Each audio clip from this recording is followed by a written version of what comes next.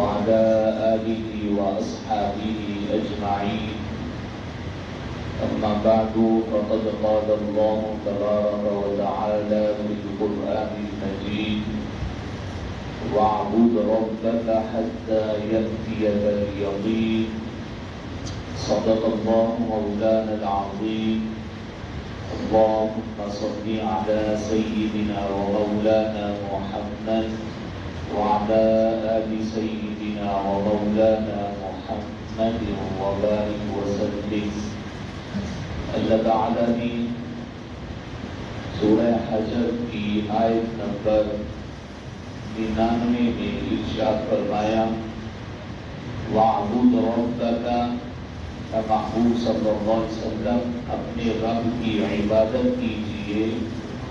حَتَّى يَأْتِيَكَ الْيَقِينُ، یہاں تک کہ آپ کے پاس علم یقین آ جائے، کہ آپ کو علم یقین حاصل ہو جائے، اتنی عبادت اللہ تعالیٰ کی کیجیے۔ حضرت ابو ہریرہ رضی اللہ تعالی عنہ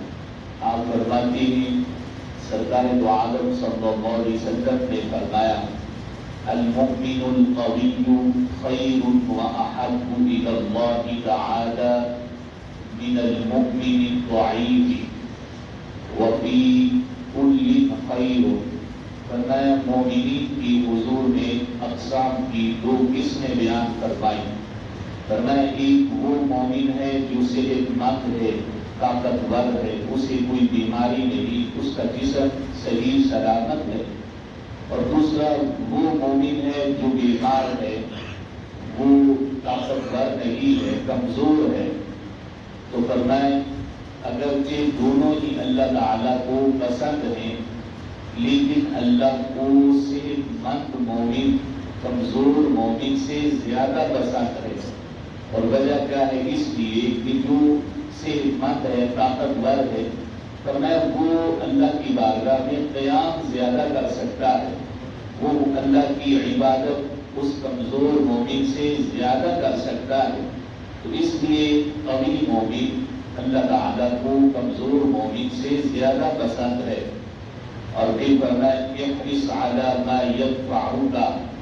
سرکار دو عالم صلی اللہ علیہ وسلم نے حضرت ابو ہریرہ کو فرمایا ہر وہ چیز جو تجھے نفع دے دنیا میں بھی اور آخرت میں بھی،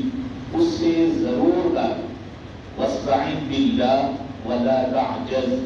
اور اللہ سے مانگتے رہو، اللہ سے مانگنے سے عاجز نہ آ جاؤ، اللہ سے مدد طلب کرو۔ وَإِنْ أَصَابَكَ شَيْءٌ فَلَا تَقُلْ، فرمایا اگر تمہیں کوئی حادثہ پیش آتا ہے یا کوئی بیماری جسم میں لاحق ہوتی تو فرمایا لا تقل، یہ نہ کہہ لو انی فعلت کان کذا وکذا، کہ اگر میں اس طرح نہ کرتا تو یہ پریشانی مجھے نہ پہنچتی۔ فرمایا اس طرح نہیں کہنا، جب مصیبت آئے تو پھر اے ابو ہریرہ یہ کہنا قدر اللہ وما شاء فعل، اللہ تعالیٰ نے ازل میں میرے لیے یہ فیصلہ لکھ دیا تھا، اور اللہ تعالیٰ جو چاہے وہ کرتا ہے، اسے کوئی پوچھنے والا نہیں، اسے کوئی روکنے والا نہیں، ٹوکنے والا نہیں۔ اور فرمایا فَإِن لَمْ تَفْتَحْ عَمَلَ الشَّيْطَانِ، تو یہ سرکار دو عالم صلی اللہ علیہ وسلم نے یہاں مومنین کی اقسام کو بیان فرمایا۔ حضرت ابو صفوان رضی اللہ تعالی عنہ آپ فرماتے ہیں حضور نبی رحمت صلی اللہ علیہ وسلم نے بیان فرمایا خیر الناس من طال عمرہ، فرمایا بہترین شخص اللہ کے ہاں وہ شخص ہے جس کی عمر زیادہ ہو، وحسن عملہ، اور اس عمر کے مطابق اس کی نیکیاں بھی زیادہ ہو، یعنی اس کی زندگی وہ نیکیوں میں گزری ہو۔ پر اس کا مفہوم مخالف وہ یہ ہے کہ شر الناس من طال عمرہ، اور لوگوں میں برا شخص وہ ہے اللہ کے ہاں جس کی عمر لمبی ہو، وساء عملہ، اور ساری عمر اس کی اللہ تعالیٰ کی نافرمانیوں میں گزر گئی ہو۔ کہ یہ مومن، یہ بندہ صحیح نہیں ہے اللہ کے ہاں، اللہ کے یہاں بہترین بندہ وہی ہے جس کی جتنی عمر اللہ اسے عطا کر رہا ہے، بڑھ رہی ہے، ہر آنے والے دن میں وہ پہلے سے زیادہ اللہ کا قرب حاصل کرتا ہے، عبادت میں کوشش کر کے اللہ کے اور قریب ہوتا جاتا ہے۔ حضرت ابو عبد الرحمن رضی اللہ تعالی عنہ ثوبان مولا رسول اللہ صلی اللہ علیہ وسلم، ان کا نام ثوبان ہے۔ جس طرح حضرت انس حضور کے خادم تھے، اسی طرح یہ جناب ثوبان بھی نبی رحمت صلی اللہ علیہ وسلم کے خدمتگار تھے، یہ بھی خدمت کرتے تھے۔ تو ایک دن حضور کے پاس آئے تو آپ کا چہرہ بدلا ہوا تھا، اتنی حضور سے انہیں محبت تھی، چہرے کا رنگ بدلا ہے، جسم پر لذت آئی،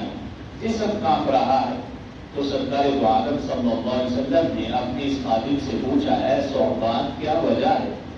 یہ آج یہ حالت کیوں ہے، جسم کیوں کانپ رہا ہے، چہرے کا رنگ زرد پڑ چکا ہے؟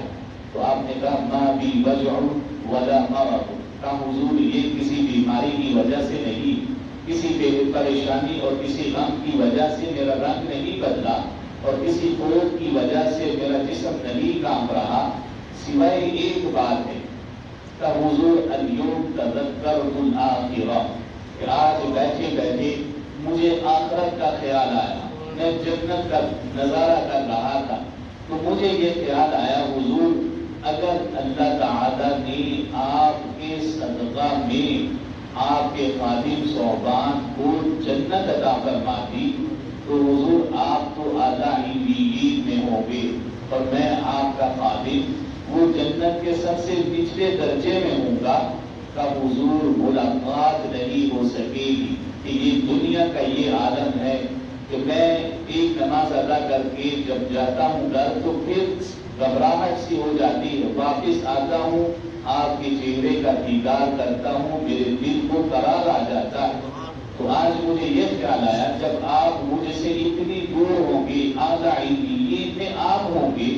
تو پھر حضور ملاقات نہیں ہو سکے گی، اس وجہ سے آج جسم پہ کبھی تاریخ اور رنگ بدلا ہے۔ تو اللہ تعالیٰ نے آیت نازل فرما دی، کہا ہے محبوب صلی اللہ علیہ وسلم اپنے اس غلام کو اور قیامت تک آنے والے غلاموں کو یہ فرما دیجئے کہ جو اللہ اور اس کے رسول علیہ السلام سے محبت کرتا ہے، قیامت والے دن وہ رسول اکرم صلی اللہ علیہ وسلم کے ساتھ ایک جنت میں ہوگا۔ جب حضور نے یہ آیت سنائی تو صحابہ اکرام علیہ رضوان، لکھا ہے ببری تمام کے تمام صحابہ خوش ہو گئے کہ یہ اللہ کا انعام ہے کہ ہمیں آخرت میں بھی حضور کی سنگت عطا فرمائے گا۔ تو یہ ثوبان آپ کہتے ہیں سرکار نے مجھے فرمایا تھا خادم کا، تو مجھے کہنے لگے علیک بکثرت السجود، اے ثوبان نمازیں کثرت سے پڑھتے رہنا، اپنی نمازوں کا خیال کرنا۔ فرمایا فإنک لن تسجد للہ سجدۃ، فرمایا جب بھی تم اپنی پیشانی کو زمین پر رکھو گے، اللہ کے ہاں جھکو گے، سجدہ کرو گے، تو تم تو اپنی پیشانی کو زمین پر رکھ رہے ہو، رفع اللہ بها درجہ، اللہ تعالیٰ تیرے مقام کو ہر سجدے کے بدلے میں بلند کرتا جائے گا، کہ جیسے تم نیچے آئے گا اللہ کی بارگاہ میں جھکے گا، اللہ تعالیٰ تجھے بلند کرتا جائے گا۔ وحط عنک بها خطیئۃ، اور ہر سجدے کے بدلے میں اللہ تعالیٰ تیرے کبیرہ گناہوں کو معاف فرماتا جائے گا۔ جب یہ سرکار نے فرمایا تو جناب ثوبان انہوں نے عرض کی علی خاصتاً یا رسول اللہ صلی اللہ علیہ وسلم، پوچھا حضور یہ میرا ہی خاصہ ہے، میرے ساتھ خاص ہے کہ میں سجدہ کروں اور میرا مقام بلند ہو جائے، ام للمؤمنین، یا تمام مومنین کا ہی یہی عالم ہے، قیامت تک آنے والے ہر مومن کا اللہ مقام بلند کرے گا؟ تو سرکار دو عالم صلی اللہ علیہ وسلم نے فرمایا بل المؤمنین عامۃ، فرمایا قیامت تک آنے والا میرا ہر امتی جو بھی اللہ کی بارگاہ میں سجدہ کرے گا، یعنی نماز کو ادا کرے گا، وہ پیشانی نیچے کو جھکائے گا، اللہ تعالیٰ اس کا مرتبہ جنت میں بھی بلند فرمائے گا اور دنیا میں بھی اسے عزت اور مقام والی زندگی عطا فرمائے گا۔ تو سرکار دو عالم صلی اللہ علیہ وسلم کو اللہ رب ذوالجلال نے فرمایا وَاعْبُدْ رَبَّكَ حَتَّى يَأْتِيَكَ الْيَقِينُ، اے محبوب صلی اللہ علیہ وسلم اپنے رب کی عبادت کیجئے یہاں تک کہ آپ کے پاس علم یقین آ جائے۔ اللہ تعالی ہمیں اعمال صالحات کی توفیق عطا فرمائے۔ وآخر دعوایا ان الحمد للہ رب العالمین۔